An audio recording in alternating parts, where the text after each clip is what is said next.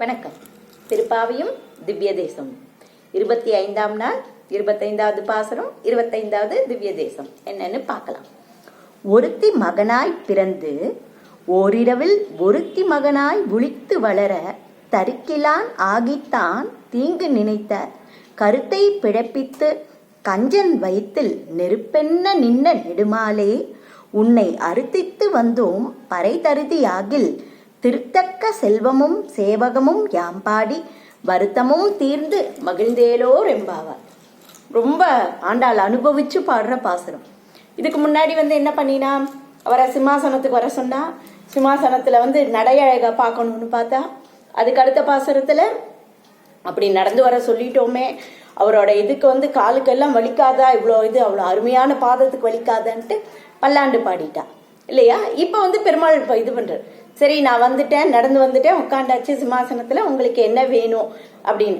ஆனா பெருமாளுக்கு ஒரு இதுவான், நீ போன பாசத்துல பல்லாண்டு இது வரைக்கும் இல்லைல்ல, எல்லா அவதாரத்தையும் சேர்த்து சேர்த்து தானே பாடியிருக்க, உங்களுக்காகவே இந்த ஆயர் குலத்தோட இந்த பசுக்களோட இருக்கணும், உங்களோட கோபிகைகளோட இருக்கணும்னு நான் வந்தேன், என் அவதாரத்தை மட்டும் தனியா பாடலையா அப்படின்னு பெருமாளுக்கு ஒரு இதுவான். அதை ஆண்டாள் புரிஞ்சுட்டு இந்த பாசத்துல முழுக்க முழுக்க கிருஷ்ணாவதாரத்தையே புகழ்ந்து பாடுறதா கணக்கு. அதோட என்னன்னா, தாயோட பெருமையும் ஒசத்தி சொல்ற மாதிரி ரெண்டு யசோதாக்கும் தேவகிக்கும் அவளை பாராட்டுறதாவும் இந்த பாசனம்னு நம்ம எடுத்துக்கலாம். இப்ப என்ன பண்ணினா, ஒருத்தி மகனாய் பிறந்து, ஒருத்தி, அந்த ஒருத்தி யாரு, தேவகி. தேவகி அவ்வளோ இது பண்ணி தசாவத ராமாயணத்துல தசரதர் என்ன பண்ணார், புத்திரகாமேஷ்டி யாகம் பண்ணி 4 பேரை, ராமர் லக்ஷ்மணர் 4 பேரும் பிறந்தா. ஆனா இங்க 4 பேருமா தவம் பண்ணி ஒருத்தர் பிறந்திருக்கார். யாரு, யசோதை, நந்தகோபர், தேவகி, வசுதேவ், 4 பேரும் பண்ண இதுக்காக பிறந்து இவர் ஒருத்தர். அவர் எவ்வளவு பெரிய இது. யசோதைக்கு தேவகிக்கு முழுக்க அவதார ரசம், ஏன்னா அவ வயத்துல பிறந்தார் இல்லையா, அதனால அவளுக்கு எல்லாம் அந்த பெருமை. யசோதாக்கு பார்த்தா எல்லாம் லீலாரசம், பிறந்ததுல இருந்து அவரோட எல்லா விளையாட்டையும் அனுபவிச்சது யசோதா தான். அந்த யசோதையோட கண்ணோட்டத்துலதான் பெரியாழ்வார் பாடியிருக்காரு. அதை பார்த்தாலே ஒரு குழந்தை பிறந்ததுல இருந்து எப்படி ஒவ்வொரு பருவமா ரொம்ப அருமையான இது பெரியாழ்வார் திருமொழி. குழந்தைகளுக்கு கண்டிப்பா கத்துக் கொடுக்கணும், ரொம்ப அருமையான பாசுரம். அதுல எல்லாம் எப்படி அவர் பிறந்தார், தவழ்ந்ததுல இருந்து எல்லா பருவமும் வந்துடுறது. இப்போ ஒருத்தி மகனாய் பிறந்து, அந்த ஒருத்தி இவர் சொல்லியாச்சு தேவகின்னு. அப்புறம் ஒருத்தி ஓரிரவில் ஒருத்தி மகனாய் ஒளித்து வளர பிறந்த உடனே என்னாச்சு, அங்க இருந்தாரா, உடனே அன்னைக்கு ராத்திரியே என்ன பண்ணிட்டா, அந்த இடத்த விட்டு வந்தாச்சு. அதான் சொல்லுவா, அதான் நாய்க்கு நறுநை தங்காதுன்னு, நல்ல இதுல பண்ணினா அதோட உடம்பு ஏத்துக்காது. அது மாதிரி இவரால் அந்த கம்சன் இருந்த இடத்துல அந்த ஒரு இரவு கூட இவரால் தங்க முடியலையும். அதனால அந்த இடத்த விட்டு இவர்கிட்ட வந்துட்டு யசோதா நந்தகோபர்கிட்ட வந்தாச்சு. அதுதான் சொல்ற, கம்சன் இருக்கிற இடமே அவருக்கு பிடிக்கலங்கிற மாதிரி. ஓரிரவில் ஒளித்து வளர, அதுவும் வந்தாரு. வந்தா இப்படி எல்லாம் நன்னா, எல்லா குழந்தையும் ராமர் பிறந்த போது தசரதர் எவ்வளவு அருமையா கொண்டாடினார். இவர் பிறந்த போது ஒரு கல்கண்டு கொடுக்க கூட ஆள் இல்லை.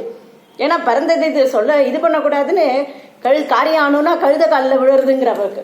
அது மாதிரி அந்த கழுதை கிட்ட இந்த குழந்தை, ஏன்னா அதை கழுதை கட்டி வச்சிருக்கான் சிறைச்சாலை வாசல்ல கம்சன். ஏன்னா குழந்தையோட பிறந்த உடனே அந்த வாசனை அதுக்கு தெரிஞ்சுடும்ட்டு. அதுக்கு முதற்கொண்டு இவர் சொல்லி அதையும் இது பண்ணி அதுவும் கிடைக்காம இருந்திருக்கு பெருமாளோட இதுக்காக. அப்படியெல்லாம் இவரை இங்க கொண்டு வந்திருக்கா. வந்தாலும் அவர் அவர் அங்க இருக்காருன்னு எல்லாரும் பாராட்டுற மாதிரி இதுவா இருக்கா, ஒன்றும் கிடையாது. ஏன்னா அவரை பார்த்தா ஒவ்வொன்னா அழிச்சுடுவோங்கனால ஒளித்து வளர யசோதை அவரை ஒளிச்சு ஒளிச்சு வச்சுதான் வளர்த்துட்டு இருக்கு. ஏன்னா பறந்து கொஞ்ச நாள்ல பால் கொடுக்குறேன்னு பூதனையில இருந்து ஆரம்பிச்சு ஒவ்வொரு அசுரனா எவ்வளவு பேர் வந்தா. அதனால பயமா. ஆனாலும் இவரை பார்க்கணுங்கிறதுக்காக பிரம்மா, சிவன் எல்லாரும் இது பண்றாங்க. சிவன் வரும்போது அவரை பார்த்துட்டு பயந்து, ஐயோ குழந்தைய காமிக்க கூடாது அப்படிங்க. இவர் எட்டி, நான் மட்டும் உன்னை பார்க்கலையே அப்படின்னு சிவன் எட்டி பாக்குறாராம் ஜன்னல் வழியா. பெருமாள் இப்படி கை காமிக்கிறாராம் குழந்தையா இருந்து. அழுது அடம் யசோதை வெளியிலேயே வரலையாம், எந்த ரூபத்துல அசுரனோன்னு நினைச்சு பயந்துண்டு. பெருமாள் சரி இவர் வருத்தத்தோட போற இப்படி கை காமிச்சிடுறாரா. இப்போ பெருமாளே நம்மள போன்ட்டார், கிருஷ்ணன் குழந்தையா இருந்தாலும் சரின்னு அவர் கிளம்பி போயிடுறாராம். வேணும்னு என்ன பண்றாரா, அழுது அடம் பிடிச்சு அவ அம்மாவை தூக்கின்னு இப்படி நடத்தி எல்லாத்தையும் வேடிக்கை காமிக்கிற மாதிரி அங்க ஊர் எல்லையில இவர் உட்காந்துருக்காராம் சிவன். அந்த இடத்துல பார்த்த உடனே இப்படி காமிச்சு அதுக்கப்புறம் அழவே இல்லையா. ஓகே அப்பா எனக்கு காட்சி கொடுத்துட்டியா, சூப்பர்னா அவர் சந்தோஷத்தோட சிவனும் போறாரு அப்படின்னு ஒரு இதுவும் சொல்லுவான். அப்படி ஒளிச்சு ஒளிச்சு அவரை வளர்த்து இது பண்ணிட்டு இருக்கான். அப்படி வளரும் போதும் தரிக்கிலான் ஆகித்தான் தீங்கு நினைத்த, அப்படி இவரும் வந்துட்டார். இந்த யோகமாயா வந்து சொல்லிட்டா இல்லையா, உன்னை கொள்ள வந்தவன் வந்து வேற இடத்துல வளர்ந்துட்டு இருக்கான், எங்கேயோ வளர்றான், குழந்தை தானே, பின்னாடி வரும்போது பார்த்துக்கலாமே அப்படின்னு அவன் நினைக்கலையாம். அது இவர் வளர்றதே அவனுக்கு பொறுக்கலை, எப்படியாவது இவருக்கு வந்து தீங்கு பண்ணணும் அப்படின்னு நினைச்சிட்டான். அதனால தீங்கு நினைத்த கருத்தை பிழைப்பித்து கஞ்சன் வைத்து, கஞ்சன் கம்சனை தான் வந்து கஞ்சன்னு சொல்றான். அப்படி தீங்கு நினைச்சார் இல்லையா, அவரோட வயிற்றுக்குள்ள நெருப்பென்ன நின்ன நெடுமாலே. இந்த யசோதை ஆயர்குல பெண்களுக்கெல்லாம் வந்து என்னன்னா, இப்படி ஒவ்வொரு நாளும் பெருமாளுக்கு ஆபத்து வருது, எல்லாம் வயிற்றுல நெருப்பு கட்டின்னு இருந்தாம்பா, அந்த அளவு பயத்தோட இருந்தாங்க. இவர் பாக்குறாராம் பெருமாள், நம்ம அம்மா இவாள் நமக்கு மேல எவ்வளவு ஆசையா இருக்கா, இவ வயிற்றுக்குள்ள இப்படி நெருப்ப கட்டின்னு இருந்தான்னா எவ்வளோ அவ உடம்புக்கு ஆகாது இல்லையா. சரி, அந்த கம்சன் தான் கஞ்சன் தான் இருக்கானே, அவ்வளோ பெரிய வயிறு இருக்குல்ல அப்படின்ட்டு என்ன பண்ணாரா, இவ எல்லாரோட வயிற்றுல இருக்கிற நெருப்பையும் ஒன்னொன்னா சேர்த்து அவனோட வயிற்றுக்குள்ள அந்த நெருப்பை டிரான்ஸ்ஃபர் பண்ணிட்டாராம். அப்படி பண்ணிட்டு நெருப்பென்ன நின்ன நெடுமாலே, அந்த நெருப்பாவே வந்து இவர் உள்ளுக்குள்ள வயிற்றுக்குள்ள அந்த நெருப்புல வந்து, நெடுமால்னா என்ன, பக்தர்கள் மேல பாசம் கொண்டு, ஆனா இவனோட வயிற்றுக்குள்ள நெருப்பா அப்படி நின்றுட்டு இருந்தான். உள்ளுக்குள்ள இருக்கும்போது எந்த ரூபத்துல வந்து எங்க பார்த்தாலும் கம்சனுக்கு கண்ணன் தான் தெரிய வரான். வந்து ஐயோ எப்படி வந்து நம்மளை கொண்டு வருவாருன்னு கண்ண முடினா கம்சன் வயத்துக்குள்ள ஒரு இம்சை பண்ணிட்டே இருக்கிற மாதிரி அந்த நெருப்பை வந்து இது பண்ணியிருந்தேன். சார் நரகத்துல போனா கூட நமக்கு வந்து இந்த அளவு பிரச்சனை இருக்காது போல இருக்கு, இவ்வளவு அனுபவிக்கிறோமேன்னு அவனே வருத்தப்படுற மாதிரி பண்ணுறான். அவர் எதுக்கு விட்டுட்டு வந்து இருந்தாருன்னா, அவர் நினைச்சிருந்தா பெருமாள் எப்படியோ அவனை இது பண்ணிருக்கலாம். சரி, அவன் பக்கத்துல இல்லாம கொஞ்சம் தள்ளி வந்தாலாவது அவனோட வந்து நமக்கு கெட்டது பண்ணணுங்கிற எண்ணம் ஓரளவு மாறுமா அப்படிங்கிறதுக்காக செக் பண்ணி பார்த்தாரான். அது எதுவும் மாறல, அது வேற விஷயம். அப்புறம் நெருப்பென்ன நின்ன நெடுமாலே உன்னை அர்த்தித்து வந்தோம் பறைத்தருக்கி, அதான் நாங்க வந்து உன்னை எதுவுமே கேட்கல, எங்களுக்காக நீ வந்து பறந்துவான்னு சொல்லல, வளர்ந்துவான்னு சொல்லல, எங்களுக்காக எந்த இதையும் பெற்றுக்கொடுன்னு சொல்லல, எதையுமே நாங்க உன்னை கேட்கல. உன்னை நாங்க கேட்கறதே என்னன்னா, உன்னை மட்டும்தான் உங்ககிட்ட நாங்க கேட்கிறோம், வேற எதுவுமே எங்களுக்கு வேண்டாம். உன்னை அர்த்தித்து வந்தோம், எங்களோட இதுவே வந்து உன்னை அர்ச்சித்து உன்னை பாடி உனக்கு கைங்கரியம் பண்றது மட்டும்தான். அப்படி வந்ததுக்கு பறை தருதி ஆகு, பறைங்கிற கருவி கைங்கரியம் அதை நீ கொடுத்தேன்னா திருத்தக்க செல்வமும் சேவகமும் யாம் பாடி. திருத்தக்க செல்வம்னா லக்ஷ்மியை போற்றி பாராட்டுற அளவு செல்வம், திருவுக்கு செல்வமா இருக்கிற பெருமாள் நீ, உன்னை நாங்க அப்படி பாராட்டி இது பண்ணினோம்னா சேவகமும் உன்னோட வீரம் அதெல்லாம் பாடணும்னா பிராட்டியும் சந்தோஷமாயிடுவா, பிராட்டியோட கூட நீயும் சந்தோஷமாகி நீயே விரும்பி எங்களுக்கு பறைய தர்றதா இருந்தா, அப்படி தரும்போது எங்களுக்கு என்ன ஆகும்னா வருத்தமும் தீர்ந்து மகிழ்ந்தேலோ ரொம்ப உன்னோட பெருமையை பாடி நாங்க சந்தோஷமா வந்து கைங்கரியத்துல ஈடுபடுவோம், எங்களோட பாவை நோம்பையும் நாங்க முடிச்சிடுவோங்க. இதுலயும் வந்து என்ன தனக்கு வேணுங்கிற பரிசை இன்னும் ஆண்டாள் சொல்லல, இன்னும் 2-3 வாசனம் கழிச்சுதான் அதை சொல்ல போறா. இதுல வந்து அந்த ஒருத்தின்னு வந்து அவ்வளோ புகழ்பெற்றவ தேவகி யசோதை வளர்த்து புகழ் பெற்றிருக்கா, ஏதாவது ஒரு இடத்துலயாவது தெரிவிக்க கூடாது. ஆண்டாள் யாரு, 5 குலத்துக்கு 5 குடிக்கோர் சந்ததியாயின்னு சொல்ற இது இல்லையா, 5 குடிக்கோர்னு எல்லாரோட இதுல ஆழ்வார் கோஷ்டியில ஆண்டாள் மட்டும்தான் பெண், அதனாலயும் அவ எல்லாரோட செல்வமும் ஆண்டாளுக்கு வந்திருக்குன்னு சொல்லலாம். இல்லைன்னா 5 குடி ஆழ்வார்லாம் ஆழ்வார் எல்லாரும் என்ன பண்ணுவா, பெருமாளோட இதுல ஈடுபட்டு அவருக்கு ஏதாவது வந்துருமோன்ட்டு பெரியாழ்வார் பல்லாண்டு பண்ணார் இல்லையா, அது மாதிரி ஆண்டாளுக்கு தோன்றதான். நம்ம இங்க யசோதான்னு சொல்லிட்டோம்னா ஏற்கனவே வந்து அவர் தூக்கிட்டு கம்சன்ட்ட இருந்து அங்கிருந்து தூக்கி இங்க கொண்டு வந்து விட்டுருக்காரு, இங்க நம்ம சொல்லிட்டோம்னா இது முன்னாடியே நடந்து முடிஞ்சிருது. ஆனா இப்ப ஆண்டாள் நினைக்கிறாளாம், அப்படி நம்ம சொல்லி யசோதைன்னு சொல்லிட்டா அந்த கம்சன் திரும்பவும் ஏதாவது ஒரு அசுரனை அனுப்பிட்டா என்ன பண்றது அப்படின்னு எப்படி பெரியாழ்வார் சொன்னார். பட்டத்தின் 10ஆம் நாள் தோன்றிய அச்சுதன், நட்சத்திரத்தை கூட குறிப்பிடாம சொன்னார் இல்லையா, அவன் கொஞ்சமாவது குழம்பட்டும் அதுக்குள்ள கிருஷ்ணன் தப்பிச்சுட்டோம், அதுக்காக வந்து இந்த இடத்துல பேரை மென்ஷன் பண்ணலையா. எவ்வளவு பெருமாளை அனுபவிச்சு ஈடுபட்டிருக்கான்னு பார்க்கலாம். இப்போ நம்ம இந்த பாசுரத்துல என்ன திவ்ய தேசம் சொல்லியிருக்கான்னு பார்க்கலாம். இன்னைக்கு ஆண்டாள் குறிப்பிட்டிருக்கிற திவ்ய தேசம் வந்து திருக்கண்ணபுரம், சௌரிராஜ பெருமாள். ரொம்ப அருமையான ஸ்தலம், எல்லாரும் கண்டிப்பா சேவிக்கணும். இது 17வது திவ்ய தேசமா வருது. திருக்கண்ணபுரம் வந்து என்னன்னா, மூலவர் நீலமேக பெருமாள், திருக்கண்ணமங்கை தாயார் தனிக்கோவில் நாச்சியார், உற்சவர் சௌரிராஜ பெருமாள், 4 தாயாரோட எழுந்திருக்கு.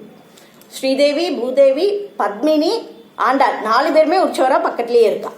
கிழக்கு நோக்கி நின்ன திருமுக மண்டலம், உத்கல விமானம், நித்திய புஷ்கர்ணி. ரொம்ப ஆச்சரியமான திருக்கோலத்துல பெருமாள் எழுந்தருளி இருக்கார். சௌரிராஜ பெருமாள் சொன்னோடனே சௌரினாலே எல்லாருக்கும் தெரிஞ்சிடும், திருமுடியோடு அவ்வளோ அருமையா இருக்கார். அது என்ன கதை என்னன்னு பார்க்கலாம். நம்ம சௌரிராஜ பெருமாள்னு ஏன் பேர் வந்ததுங்கிறதுக்கு என்னன்னா, அர்ச்சகர் தினம் ஒருத்தர் கைங்கரியம் பண்ணிட்டு இருக்காரு.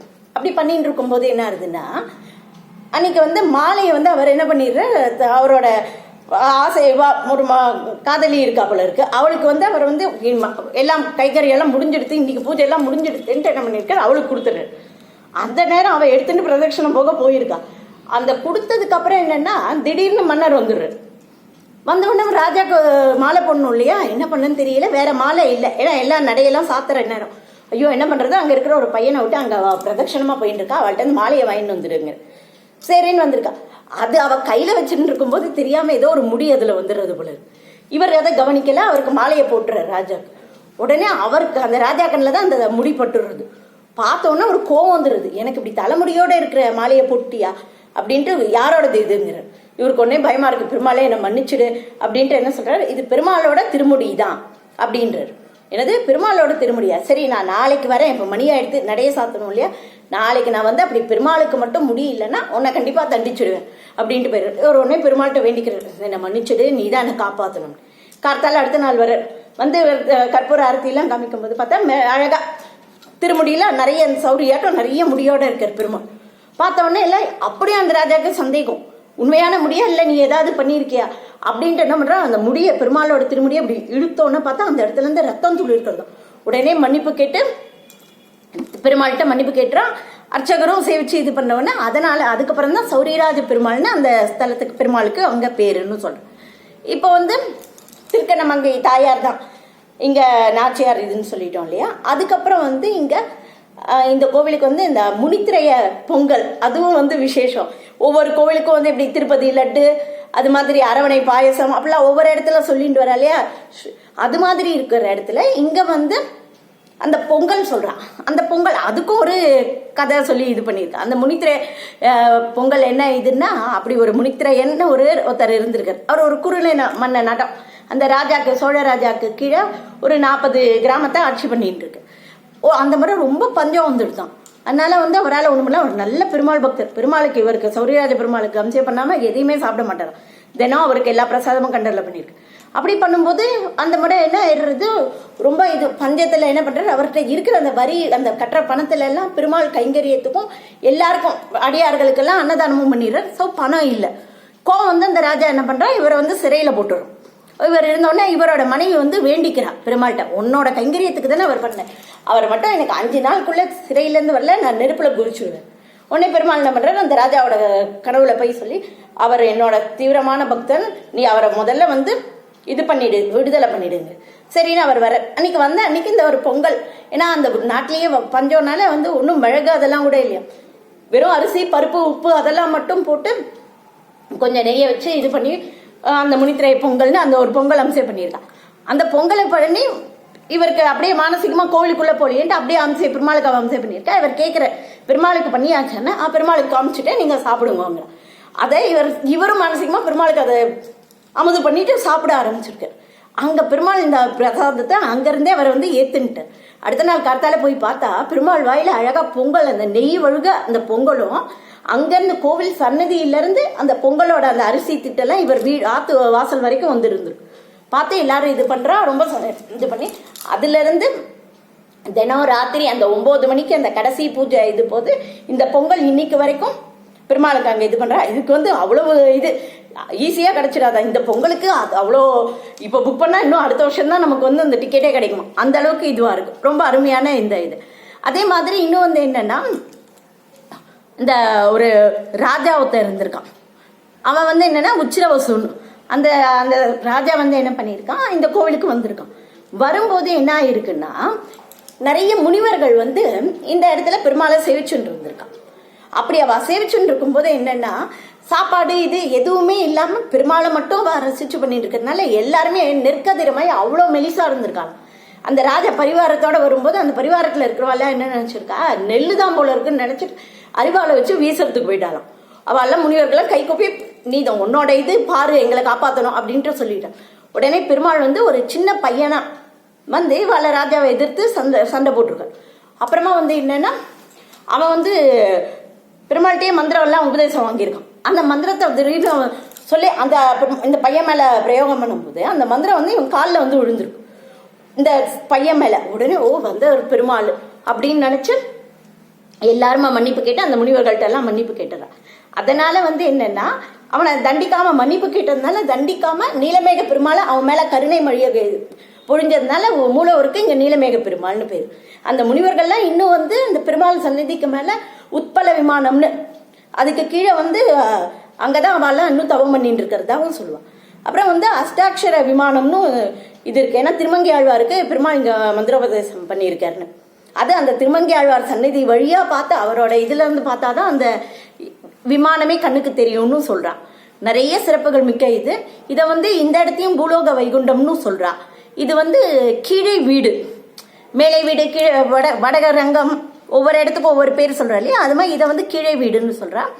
ரொம்ப இது இங்க ஒரு நாள் தங்கினாலே நம்மளோட பாவங்கள்லாம் தீர்ந்து நமக்கு மோட்ச பிராப்தி, பின்னாடி மோட்சம் கிடைக்கிறதுக்கும் உண்டுன்னு சொல்லியிருக்கா. இது அப்புறம் விபீஷணனுக்கு அந்த சௌரி முடி இது சொன்னேன் இல்லையா, விபீஷணனுக்கு என்னன்னா இங்கிருந்து அயோத்தியிலிருந்து திரும்ப இலங்கைக்கு போகும்போது அவருக்கு பிராமரை விட்டு போகவே மனசே வரலையாம். அப்ப சொல்றான், நான் நீங்க கிடந்த அழகை இது பெருமாளை பார்த்து சேவிச்சு எல்லாம் பண்ணிட்டேன், ஆனா உங்களோட நடை அழகை நான் சேவிக்கலையே, என்னன்னு இரு நான் உனக்கு கீழே வீட்டுல காட்சி தரேன் அப்படின்ட்டு இந்த திருக்கணபுரத்துல காட்சி தரேன்னு சொல்லியிருக்கிறான். அதனால ஒவ்வொரு அமாவாசை அன்னைக்கு காட்சி கொடுத்த நாள் அமாவாசை, அதை நினைவா வச்சு ஒவ்வொரு அமாவாசைக்கும் பெருமாளை சௌரியராஜரை கைத்தல சேவையா, பல்லக்கு கிடையாது, கையிலேயே ஏழை பண்ணிட்டு விபீஷண ஆழ்வாருக்கு இங்க தனி சந்நிதி இருக்கு.